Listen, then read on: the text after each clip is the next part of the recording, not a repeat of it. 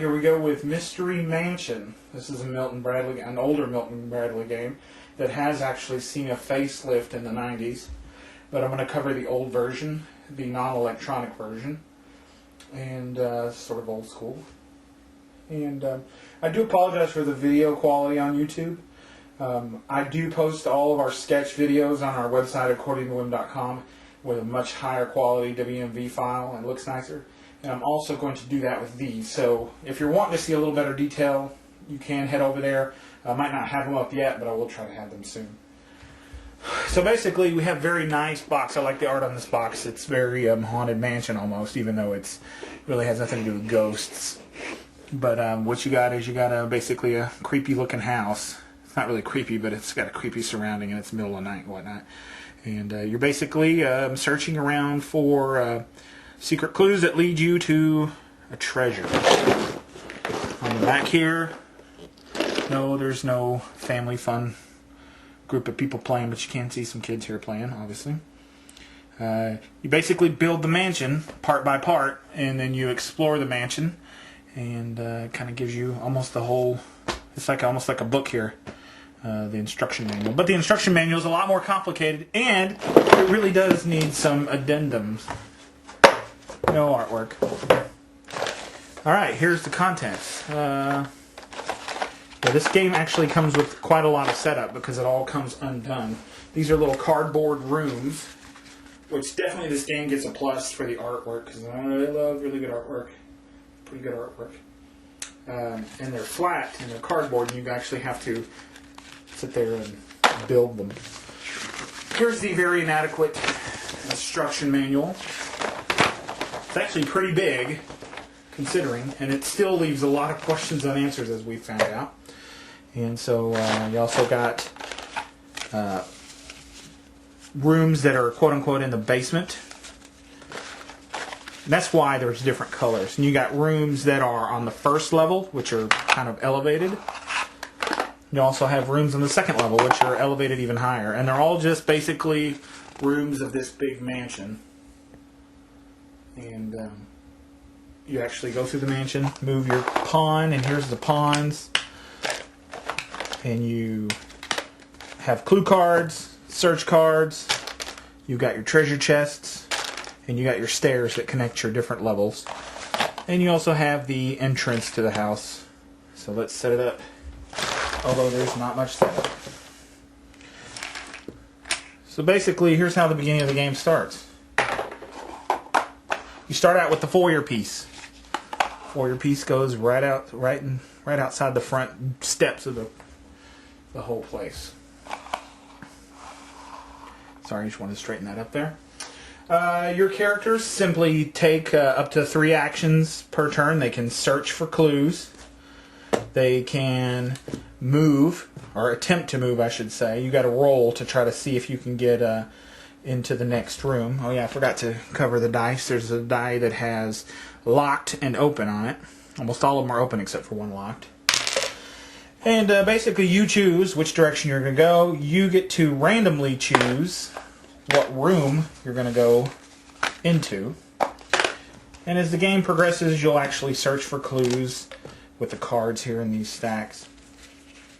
Right here is a stack of search cards that have different items in them. Like that one's got a sink and a furnace, and there's couches and rugs and doors, locked doors and paintings and just all sorts of stuff. And you also have clues, and these basically will tell you if you got a secret passage, a key to the treasure, or a treasure chest itself. So these you don't get right away. These are only if you're successful. Set those aside. At the beginning of the game, players get a few of these search cards. Player takes a turn by trying to get in.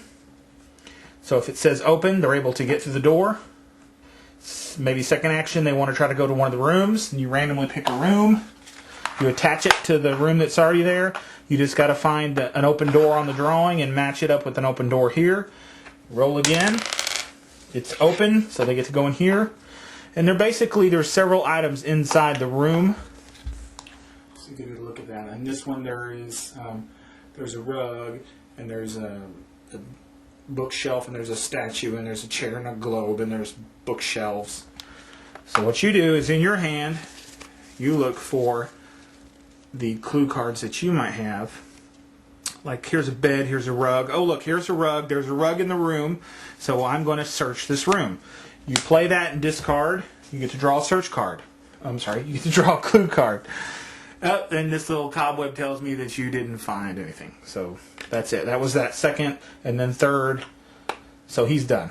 Now it's your next player. Next player moves, places a piece. It doesn't matter what level you're on, really. It doesn't really matter as long as you line up the doors.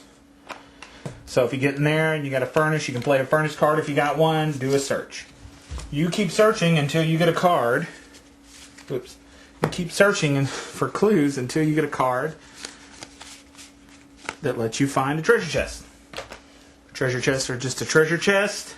At the beginning of the game, you randomly put the little treasure or the not treasure in there. It looks like a cobweb. You really can't see that. It's a cobweb, or there's like one of them that has a little treasure. And on the bottom are numbers. And there are several treasure chests. And once you do get the treasure chest, let's just say our character found it, they've got to successfully get it outside of the house. They also have to get a key. Because just having the treasure chest doesn't work. We got to have a key as well. And you find the key by searching the clue, just like you would find the treasure chest itself. Basically, you get your key card. So once you've found it, you drag it outside and you're going to try to open it. You look at the bottom. If one of those numbers matches your key, then you've opened it. You can open it and reveal whether you got the actual treasure, which lets you win the game, or nothing, which is bupkis, which is right there.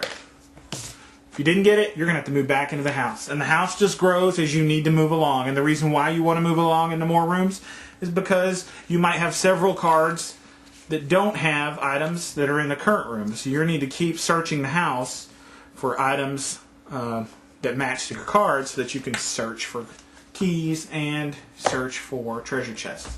There's also secret passages that let you automatically go to other rooms. And you can also do a little bit of stabbing your buddy in the back. If your buddy happens to be hanging on to a treasure chest, you can actually go in and draw a card that might let you steal it, or you can attempt to steal it and so that you've got it and you try to get out before they get you, etc. And that's pretty much the nuts and bolts of it. There's a lot of questions, little tiny intricate questions that bring up other questions, and you know, how you actually search rooms and what rooms you... just all sorts of stuff. And the rule manual tries to cover as much as it can, but there's still quite a bit that they don't cover. And that's pretty much it for the game. You're basically searching the house for that key, and you're searching the house for that treasure. Once you bring the treasure out, you open it up. And then if you got the treasure in there, then you've won the game. I did forget to say one thing I wanted to cover real quick, and that were stairs. There's little plastic stairs. Really, these don't mean jack diddly. They're just little extra pieces. But basically, you take the stair whenever you're going from one level up or one level down. You put it between where the rooms are going to... And that just tells you, I guess, that you've gone through that door. There doesn't seem to be much real reason. Technically, I guess you could play this on just a flat board or a flat tabletop. But I guess this 3D sort of is the gimmick of this game, is the 3D leveling that you see here. I'm going to give this game a 2. And the only reason why I'm giving it a 2 is because of the artwork on the actual house. Like I said, the gameplay is a little weird, and but I certainly would play it again because I kind of like the build and mansion part. It'd be nice if these pieces were plastic, but you know, you gotta save money wherever. Now, in the 90s, they did come out with an electronic version of Mystery Mansion, and I've never played that one, but it looks pretty cool. I like electronic versions of games as well.